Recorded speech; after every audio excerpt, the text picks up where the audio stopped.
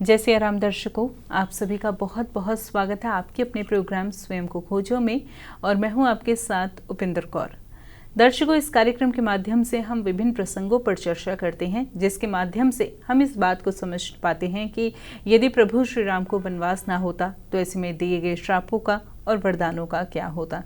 ऐसे में आज भी इस कार्यक्रम के माध्यम से हम एक अद्भुत प्रसंग पर चर्चा करेंगे। क्या होगा वह विशेष प्रसंग, हम आपको ज़रूर बताएंगे, लेकिन उससे पहले मिलकर स्वागत करते हैं हमारे बेहद ही खास मेहमान का। जी हाँ, हम बात कर रहे हैं मोटिवेशनल स्पीकर सौरभ जी की।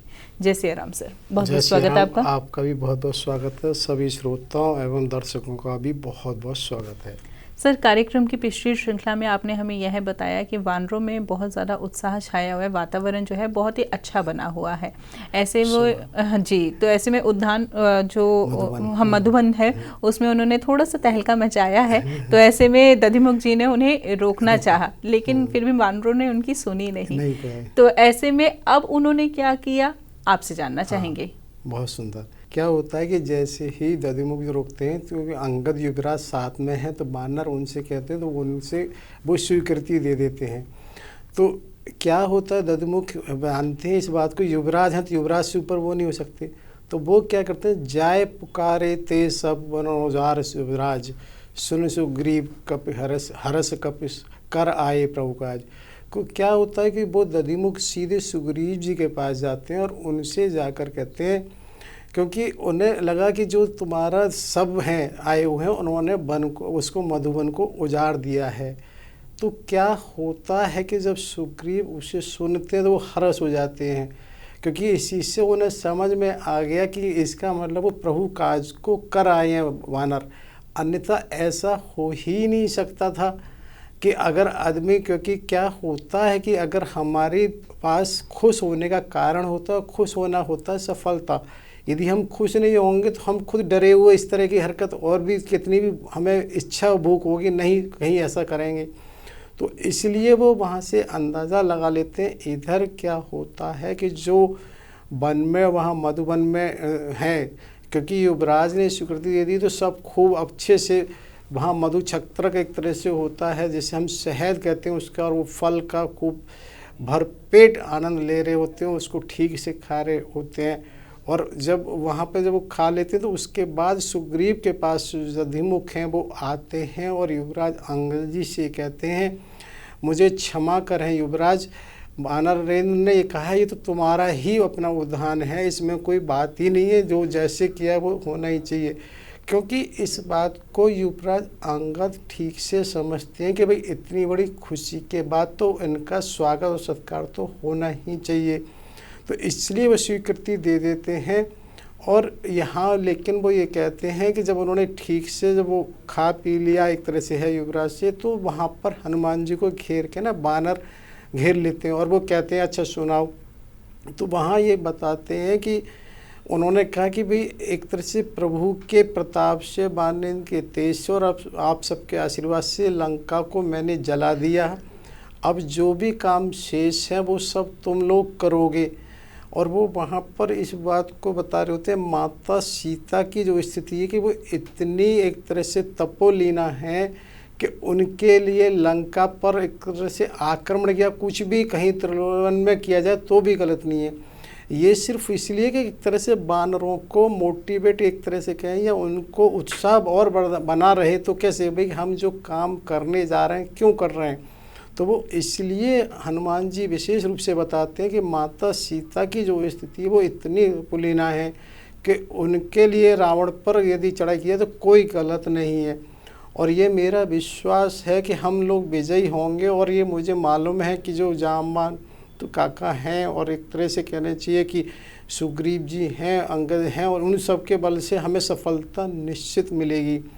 तो वो यहाँ इस तरह की बात कर रहे होते हैं। इधर वो दधिमुख जब लौट कर आते हैं तो वो उनसे एक बात कहते हैं कि वानरेंद्र ने आपको याद किया और उन्होंने ये भी कहा कि इसमें तो कोई बात ही नहीं, सभी का स्वागत होना चाहिए। तब यहाँ अंगद ये कहते हैं अगर सब ने भी खा लिया हो तो चले क्या।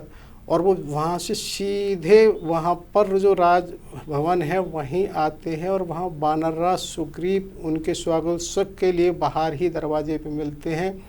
और वो अंगद के कंधे पर हाथ रख के कहते हैं कि तुमने ये बहुत अच्छा किया कि तुमने स्वीकृति, क्योंकि ये सबका उत्साह और स्वागत तो होना ही चाहिए था जो तुमने किया। और वो वहाँ पर ये भी कहते हैं कि एक काम ये करते हैं, इस समय यहाँ पर अभी ज़्यादा नहीं, ऋषमुख पर्वत पर ही हम सारी वार्ता और सारी जानकारी करेंगे। कि क्या होता है कि जैसे जब उधर जब सारे बानरों को विभिन्न विभिन्न दिशाओं में भेजा गया है, तो उसके बाद बानर सुग्रीव प्राय भगवान जी के पास अक्सर जाया करते थे, और ये अन्य जो दल थे सबसे एक ही उत्तर मिलता था, कोई सफलता नहीं, कोई सफलता नहीं। तो जैसे जैसे समय बीतता जा रहा था तो क्या हो रहा था, दक्षिण दल की कोई भी सूचना नहीं प्राप्त हुई थी। तो उससे ये अंदाज़ा लग रहा था कि सफलता की संभावना हो सकती है।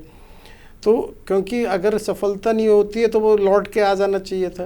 तो उसी वजह से क्या होता है, ऋषमुख पर्वत पर दक्षिण वाला जो दल लौट कर आया, उनके साथ जब जाते हैं तो वहाँ पर दूर से ही भगवान राम ने और लक्ष्मण ने उन्हें आते हुए देखा है, तो वो तुरंत हर्ष समझ जाते हैं कि ये काम को कर आए हैं, कुछ सूचना विशेष लेकर आए हैं, विशेष लेके आए हैं, और वो वहाँ खड़े हो जाते हैं। बिल्कुल। क्या होता है कि राम जी वहाँ से दूर से देख के उनका वो करते हैं, तो सब लोग आ रहे थे वहाँ पर। फिर आता फटिक सिला बैठे दो भाई, सकल कपि चरणन पर भाई। तो वहाँ पर दोनों भाई बैठते हैं, सुग्रीव जी सबके साथ आते हैं, सारे वानरों ने उनकी चरण वंदना की है। उसके बाद फिर वो प्रभु पूछते हैं हनुमान जी से, तो ये होता है कि हनुमान जी स्वयं ही बताएंगे। तो हनुमान जी वहाँ स्वयं बताते हैं, और वो इस तरह से कहते हैं कि जो भारत का दक्षिण छोर है, वहाँ से 100 योजन समुद्र को पार करने के बाद एक टापू है जहाँ पर लंका है, और वो त्रिकूट पर्वत के जो मध्य में बसी हुई है, उस पर लंका बसी हुई है।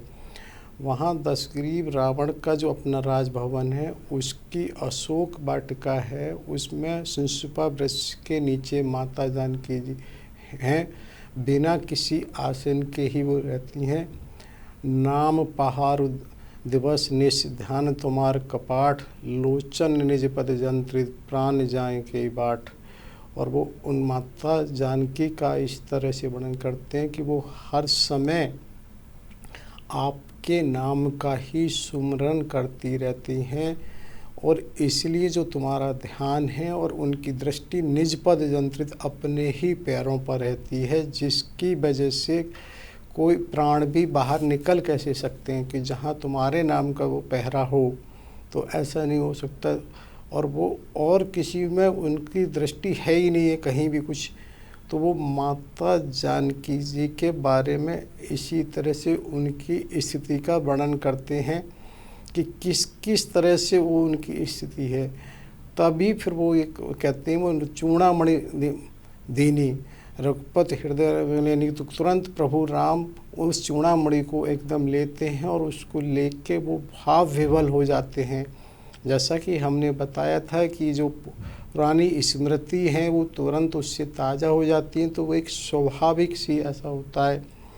इधर क्या होता है कि जब प्रभु ऐसा होते हैं तो थोड़ा हनुमान जी लक्ष्मण जी की तरफ हल्का सा हो के उनसे कहते हैं कि माता जानकी ने ये कहा अनुसमित गहे प्रभु चरना, कि अर्थात उनके जाना कि जो मुझसे कटु वचन हुए हैं उनको वो क्षमा करें। और मेरे इस तरह वो लक्ष्मण तुरंत कहते हैं, अरे आप कैसी बात, ये ऐसा सुनना भी अपराध है, वो मेरी तो आराध्या हैं और मैं उनको एक तरह से वर्णन अब चरण वंदन करता हूँ। यानी वो वहीं पर अपने मस्तिष्क को ज़मीन में रख के इस तरह चरण वंदन करते हैं, और ऐसा तो सोचा भी नहीं जा सकता, मैं उनको करता हूँ। तब भी क्या होता है, फिर वो देखते हैं कि प्रभु राम थोड़े से सहज हो गए हैं, तो उनके प्रभु की तरफ वो आके फिर उनके माता के बारे में वर्णन करते हैं। प्रभु की तरफ जब होते हैं तो प्रभु उनसे कहते हैं, भाई सुनो कपि, तुम समान कोई भी ऐसा ना मुनि है, ना रह, ना देवता है जो ऐसा उपकार तुमने किया है मेरे ऊपर,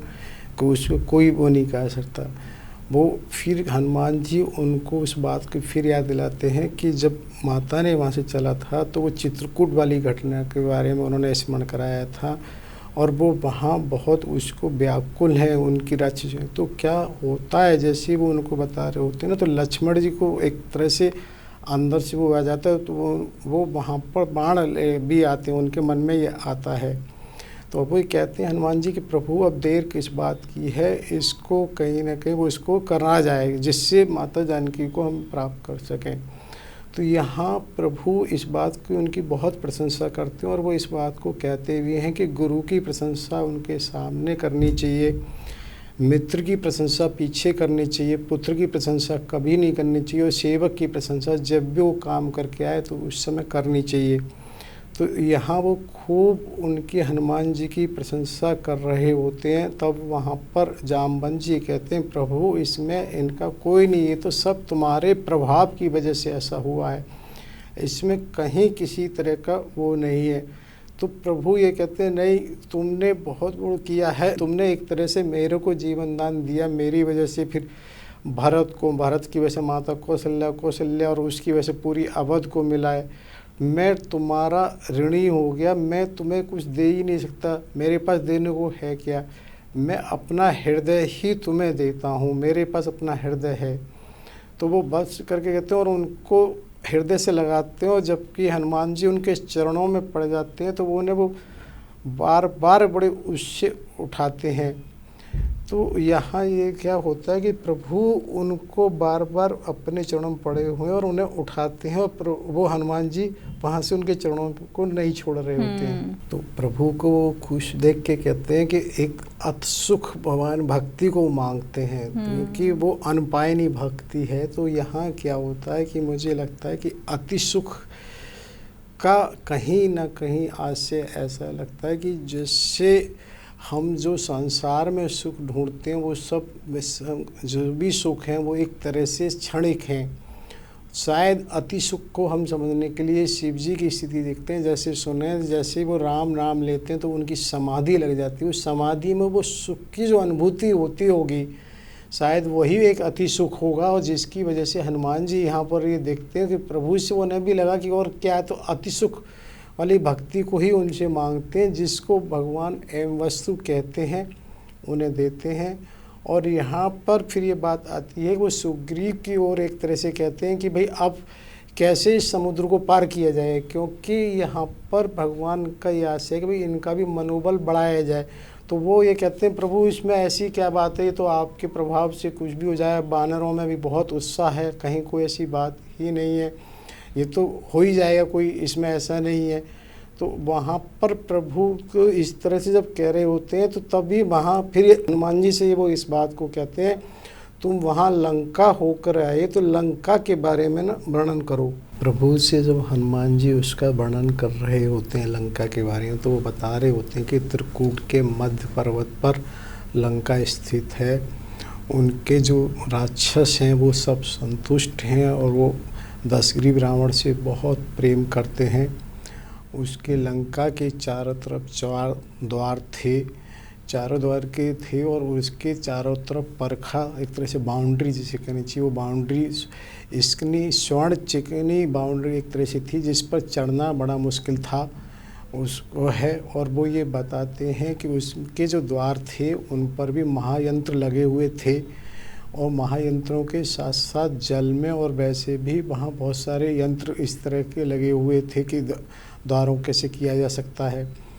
तो वहाँ जब उसके बारे में वो बता रहे होते हैं तो प्रभु ये कहते हैं कि भाई तुम थे की बात कर रहे हो तो उसका वर्तमान में क्या है। तो वो बताते हैं कि हनुमान जी कि प्रभु ऐसा इसलिए है क्योंकि ये जब जिस समय लंका दहन हुआ है तो उस समय की बात है, क्योंकि मैंने उन द्वारों को गिरा दिया था, जो यंत्र लगे हुए तो उन्हें वो कर दिया था, जो उसके चारों तरफ खाई थी उसको परखा से पाट दिया, जो उस खाई में ग्रह एक तरह से मगरमच्छ थे वो उससे मर गए, जो जल का तापमान बढ़ा था।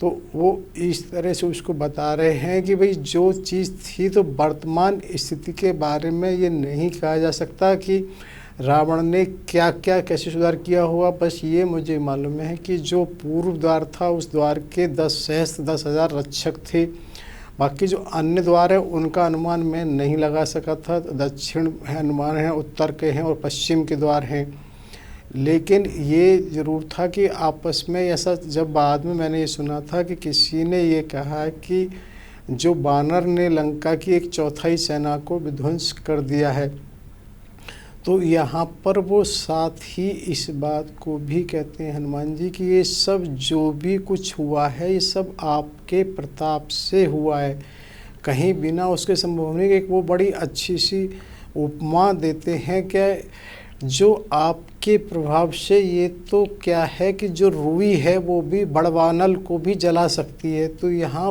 पर जो बड़वानल कहा जाता है, समुद्रों में जो ज्वालामुखी होते हैं एक तरह से, उसकी उन्होंने वो कहा है कि देखिए कि प्रभु के प्रभाव से जिस रुई को थोड़ी सी अग्नि की बात हम ये करते हैं जला सकती है, वो उसी से तुलना ये करते हैं कि वो रुई समुद्र में, जल में, क्योंकि कहते हैं अग्नि, और उसमें भी, और वो बड़वानल अग्नि है उसको भी बुझा सकती है, ये आपकी कृपा से। लेकिन यहाँ वो ये भी कहते हैं कि अब जो शत्रु है उसे समय नहीं मिलना चाहिए, जितना समय उसे मिलेगा वो उतना ही उसके लिए हितकर होगा। और वो ये भी कहते हैं कि लंका को जो भी द्वार क्षति हुई है उसके साथ साथ चलते समय मैंने ये किया है कि उसके अंदाज़ा भी नहीं हुआ। जो सुबेल पर्वत वाला जो द्वार है उसका एक तरह से हिस्सा है, क्योंकि यमराज और शनिदेव को मुक्त कर दिया गया तो वो आरक्षित हो गया है, लेकिन इसका अंदाज़ा अभी इसलिए नहीं दशग्रीव को हुआ कि वहाँ कोई जाता आता तो है नहीं। जब कोई जाता आता नहीं है तो फिर उसे अंदाज़ा कैसे लगेगा, वो तो ये मान रहा होगा कि ऐसा ही है। तो ये बताने का उनका आशय होता है कि स्थितियों की जो लंका की संभावना है उसके बारे में अवगत कराना। तो क्या होता है कि इधर ये भगवान राम जी लक्ष्मण जी को देख रहे होते हैं और उनके भाव की उन्हें देखता है कि अब उनके लिए असह्य हो रहा है इंतजार करना। तो बानरराज सुग्रीव से वो कहते हैं कि अब बिना अविलंब के किसी भी तरह की एक यात्रा शुरू की जाए, क्योंकि उस समय एक अभिजीत मुहूर्त होता है। अभिजीत मुहूर्त क्या होता है, प्रायः प्रतिदिन आता है और ये लगभग 12:15 बजे से शुरू होता है और 52-53-54 के करीब का होता है। तो ये एक ऐसा मुहूर्त होता है कि कोई भी काम इस समय कभी भी शुरू किया जा सकता है। तो प्रभु राम जी उनसे ये कहते हैं कि बानरराज सुग्रीव अब अविलंब यात्रा शुरू की जाए, और मुझे इस तरह के शकुन हो रहे हैं जिससे विजय मुझे लगता है कि है निश्चित। क्योंकि यहाँ ये बताने का, जैसे हमने पहले भी जिक्र किया था कि ये जो अपशकुन और शकुन होते कैसे, तो ये एक सत्य एक प्रक्रिया हर समय चलती रहती है। तो जिसकी क्रिया का प्रतिक्रिया की क्रिया होती है कि कहीं ना कहीं कुछ घटित हो रहा है, तो उसी का प्रभाव हम पर आता है, जिसकी वजह से शकुन और अपशकुन होते हैं। यहाँ प्रभु उनसे कहते हैं कि मुझे इस तरह के शकुनों की वो हो रहा है आभास, तो वो हो रहा है, तो इसके लिए अभी हमें चलना है। तो वहाँ आनरेन सुग्रीव सारे यूथ जो बंदर हैं उनको बुलाते हैं और उन्हें कहते हैं, और प्रभु राम जी उनसे कहते हैं कि यहाँ बड़ा मुख्य होता है कि नील को विशेष रूप से कहते हैं आगे रखना है। अभी ये तो सेतु बंधु तो बहुत बाद में होगा, लेकिन अभी से उन्होंने ये कहा है कि नील को आगे रखना और हमें पीछे से चलना होगा। तो यहाँ पर बानरराज सुग्रीव क्या करते हैं कि उनको ये कहते हैं कि प्रभु आप ऐसा करेंगे, हनुमान के कंधे पे होंगे और लक्ष्मण जी होंगे वो अंगद के कंधे पे। तो जैसा कहते हैं वो वीरासन में वहाँ बैठ जाते हैं, उनके कंधों पर दोनों बैठते हैं।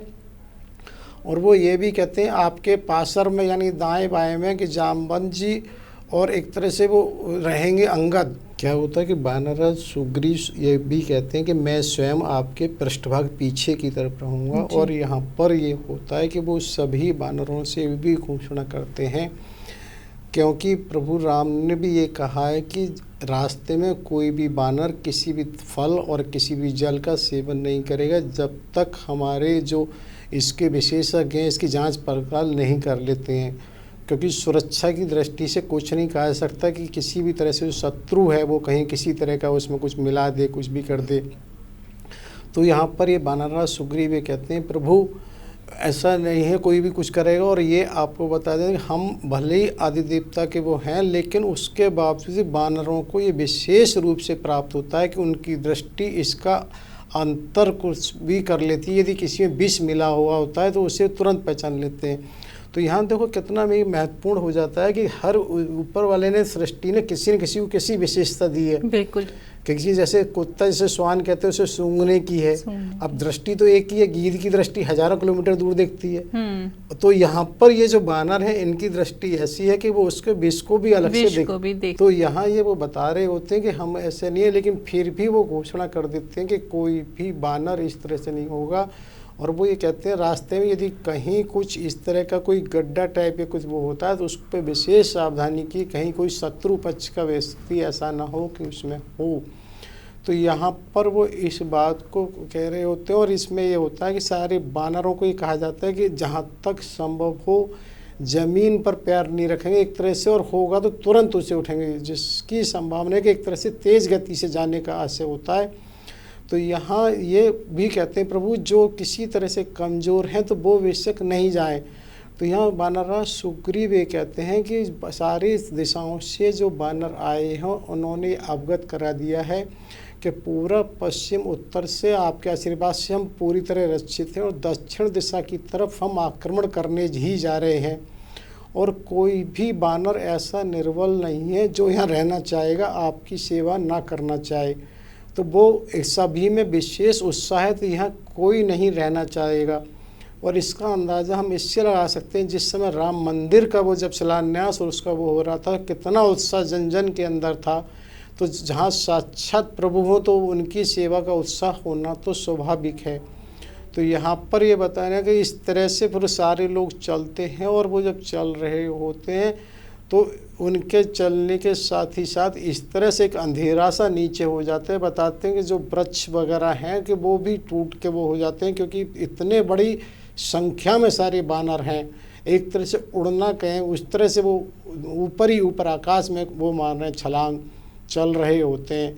और इस तरह से वो एक तरह से समुद्र के किनारे पहुंच जाते हैं, और समुद्र के किनारे जब पहुंच जाते हैं तभी वहाँ पर जल और फल की बात फिर सेवन करते हैं जी। वर्तमान में ना भूगोल की दृष्टि से हम ऐसे समझ सकते हैं कि रामेश्वरम से तिरुवनंतपुरम तक का जो भी मार्ग एक तरह से रेखा में बैठेगा, वहाँ पूरी वानर सेना अपना पड़ाव डाल देती है और वहाँ पर सब लोग इकट्ठे हो जाते हैं। तो वहाँ पर क्या होता है, तब वो प्रभु राम जी से कहा जाता है कि अब तो वो कंदमूल फल और जल ले सकते हैं, तो वो उसकी स्वीकृति देते हैं। यहाँ एक विशेष बात ये और आती है कि जो कन्याकुमारी है, आज भी ऐसा कहा जाता है कि प्रभु के प्रताप से वहाँ 12 महीने आम की फसल होती है और आम उपलब्ध होता है। तो ये प्रभु प्रताप का ही फल ये माना जाता है, जिसकी वजह से वहाँ ऐसा है। और वहाँ ये बात विशेष रूप से होती है कि समुद्र किनारे में जो विशेष सावधानी की ज़रूरत है वो समुद्र की तरफ से ही विशेष है, क्योंकि वहाँ पर ये सब प्रभु जहाँ हैं उनको हनुमान, जामवंत, अंगद और सभी जो मुख्य मुख्य योद्धा हैं वो उससे घिरे हुए होते हैं। और ये बात समुद्र की जो विशेष क्यों कही जाती है, इसको ना हम इस तरह से समझ सकते हैं, क्योंकि वो वहाँ पहुँचे हैं, शाम का समय और रात का समय हो जाता है। तो समुद्र की एक विशेषता क्या होती है कि समुद्र हमेशा रात में ही बढ़ते हैं। हाँ जी। क्या होता है ना उसको, हाँ, वो इसको एक तरह से हम वाष्पीकरण, एवोपरेशन जैसे होता है कि जिस समय सूर्योदय होता है और उससे शाम तक तो उसका पानी उड़ता है, और शाम जैसे सूर्यास्त हो जाता है उसके बाद से पानी वहाँ बढ़ता है। तो पानी कितना बढ़ सकता है इसका अंदाज़ा नहीं लगाया जा सकता। लेकिन यहाँ एक चीज़ का बड़ा महत्व है जिसको थोड़ा सा हम समझने की कोशिश करते हैं कि जो प्रकृति की जो चीज़ें हैं उसको एक मिनट ये देखते हैं कि जो इस तरह से पानी का घटना और बढ़ना है, यानी कि बाष्पीकरण हो रहा और बर्फ़ का पिघलना एक तरह से कहीं होता है, जिसकी वजह से वो पानी बराबर नदियों के द्वारा बढ़ता है। तो जो सूर्योदय से लेके जब सूर्यास्त तक जो जल घटता है वो देखिए कि एक स्वतः ही सारी प्रक्रिया किस तरह से घट रही होती है कि जो समुद्र में कहीं दूर से एक तरह से वो बारिश के लिए जो भविष्य में कहीं होगी पानी वाष्पीकरण हो रहा है और उसी का वो बादल होता है।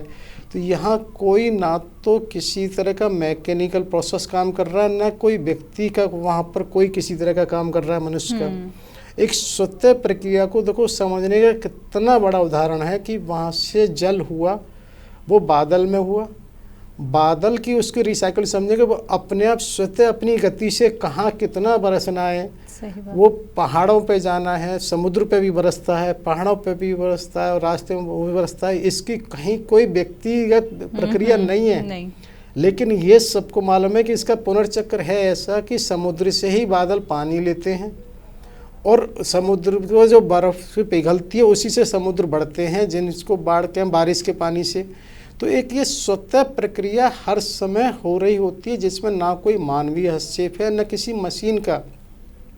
तो ये देखिए किस तरह से वो जल को लेते हैं बादल, और जहाँ जिस तरह जितनी बारिश होनी होती है वहाँ उस तरह से उसे लेके जाते हैं और वहाँ बारिश होती है और वहाँ बर्फ़ पिघलती है और उस तरह से नदियों के थ्रू वो वापस जल फिर आता है। तो ये बताने का ये आशय था कि इस बहाने की एक स्वतः की जो प्रक्रिया है इसको हम ये समझ सकते हैं, जो स्पष्ट रूप से ना कोई मानवीय हस्तक्षेप है ना किसी मशीन का जिसे कहना चाहिए, लेकिन ये युगों युगों से चलती रही है, चल रही है और चलती रहेगी प्रक्रिया। इस स्वतः प्रक्रिया से हमें एक स्वतः की चीज़ों को समझना आसान होता है। और यहाँ हम ये कह रहे थे कि ये बात क्यों कही थी कि ये माना गया था कि रात्रि में विशेष उसका खतरा रहता है। तो यहाँ पर क्या होता है कि जो वानरराज सुग्रीव हैं वे स्वयं प्रभु के लिए एक तरह से जल और फल, क्योंकि वहाँ पर और तो कुछ है नहीं, पुटक एक तरह से कहना चाहिए पत्तों का ही दोना टाइप उन्होंने कुछ बनाया है, तो प्रभु के लिए भी वो लेके आते हैं। सुग्रीव स्वयं प्रभु के लिए लेके आते हैं, तो वो उनको लेते हैं और वहाँ उसी समय वो वानर सुग्रीव से ये भी कहते हैं कि इस उदधि को कैसे पार किया जाएगा। एक समुद्र के लिए वो कहते हैं एक तरह से इसको कैसे पार किया जाएगा। तो वहाँ पर ये बात ये कहते हैं वानर सुग्रीव की प्रभु हम वानरों की जो क्षमता है रात में वैसे कम हो जाती है, तो इस विषय पे अब हम एक ऐसा करते हैं कि कल चर्चा करेंगे सुबह। तो प्रभु संकोचीनाथ हैं, वो तुरंत इस बात को समझ जाते हैं और वो वहाँ पर एक तरह से आंख बंद कर लेते हैं और सब लोग फिर वहाँ विश्राम करते हैं। सर, अभी तक आपने बहुत ही विशेष जानकारी हमें दी और इस कार्यक्रम के माध्यम से हमारे दर्शकों को भी विशेष जानकारी से अवगत कराया। इसी के साथ साथ मन में यह भी सवाल उत्पन्न हुआ कि विभीषण भी तो दशरथ को समझाते हैं, रावण को समझाते हैं, वो कब समझाते हैं, हम आपसे ज़रूर जानना चाहेंगे, लेकिन कार्यक्रम की अगली श्रृंखला में। तब तक के लिए आपने अपना कीमती समय दिया, आपका बहुत बहुत धन्यवाद। आपका भी बहुत बहुत धन्यवाद। सभी श्रोताओं एवं दर्शकों का भी बहुत बहुत धन्यवाद। कोटि कोटि आभार तथा होने वाली गलतियों के लिए क्षमा याचना। जय श्री राम।